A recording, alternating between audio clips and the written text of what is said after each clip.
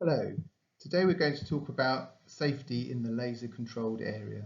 Now the example we're looking at here is an operating theatre, but very similar requirements can apply to other laser controlled areas such as in ophthalmology and outpatients departments. So we're looking at a typical laser operating theatre here, and we're going to run through some of the points which we would check on our laser audit. So first of all, is the controlled area large enough for the safe practice to be undertaken? And I think the answer is yes. In this case, it's nice and large. You could clearly fit several people in there alongside the patient to carry out your procedure safely. So we would like to check that there aren't any trailing electrical cables. If somebody trips on the cable, it's a hazard to themselves, but also obviously a hazard to the operator and staff and to the patient if the laser is jogged during treatment, which means that the beam is diverted away from the treatment area. Have we got any unnecessarily reflective surfaces in the theatre?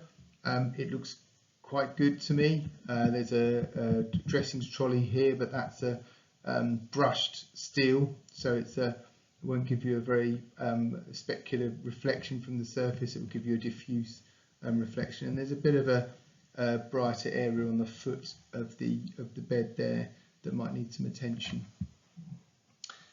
What about combustible materials? Well, some of these drapes here look as though they could perhaps ignite if they were hit by a class 4 laser.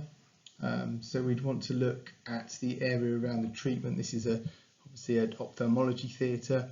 Look at the area around the direct point of contact of the laser beam. Do you need some kind of moistening of the dry materials, particularly anything that's padded around the eye very close to the laser beam that could be ignited during surgery.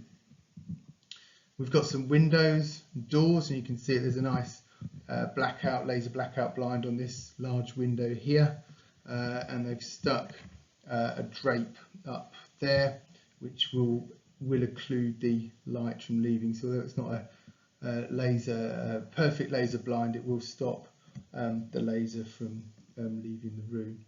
Obviously, if you've got a very collimated beam, it's possible it would burn through something like this. So you'd want to check exactly what the operating conditions for your lasers are. So the last thing that I might look at whilst I'm in the theatre before moving on to some of the more detailed items is, do we have any interlocks? So it's my laser interlocked to warning lights outside the door, for example.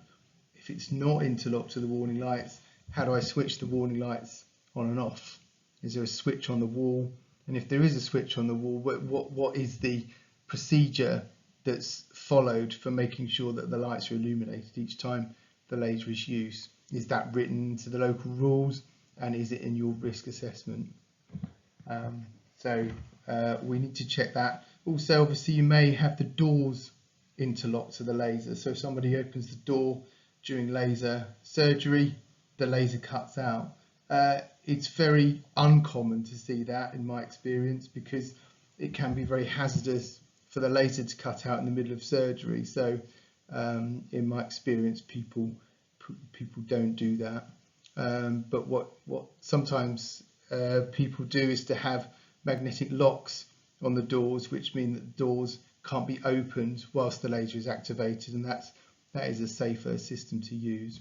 There's another talk that I'm giving which has more details about access control and signage to theatres. Moving on to the next slide, fire extinguishers, obviously very important. Should there be a fire in your controlled area during a laser procedure, and you need to check it's the right type. So carbon dioxide is safe for use on electrical appliances. Lasers obviously operate at very high voltages, thousands of volts, so it's absolutely imperative that you don't use fire extinguishers such as a water-based system that would potentially give people an electric shock. Also, where is the fire extinguisher situated? Is it a long way from the operating theatre by the front control desk, or is it readily accessible in the event of a fire? In theatres where you're ablating tissue, there may be a smoke evacuation system. The tissue, there's some evidence to show that live viruses can be present in tissue that's been ablated in the smoke, and therefore an evacuation system to keep the staff safe from that is advised. So you'd want to check the evacuation system is present and functioning. Moving on to the laser itself, the foot switch here has a nice shield on it. Is there a shield present on the laser you're checking?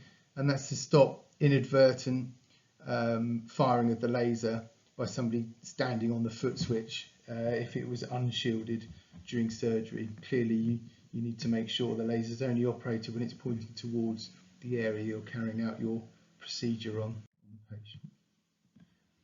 And lastly, a look at the laser control panel itself. So we can see this one here has a nice display, very clear, showing the power, pulse length and the pulse frequency there. And all of those should be recorded in the patient notes after the procedure to show exactly what was delivered to the patient. The other thing to note here is an emergency stop. So are the staff familiar with emergency procedures? If the laser's firing and it won't stop, for example, if there's some sort of electrical hazard, do people know where to find the emergency stop and how to activate it? And it's a good idea to do some practice of contingency plans, which should be written into the local rules, and record that you've done a practice of the emergency procedure with the staff. And the other thing here is you've got your key switch, and the key is in place here.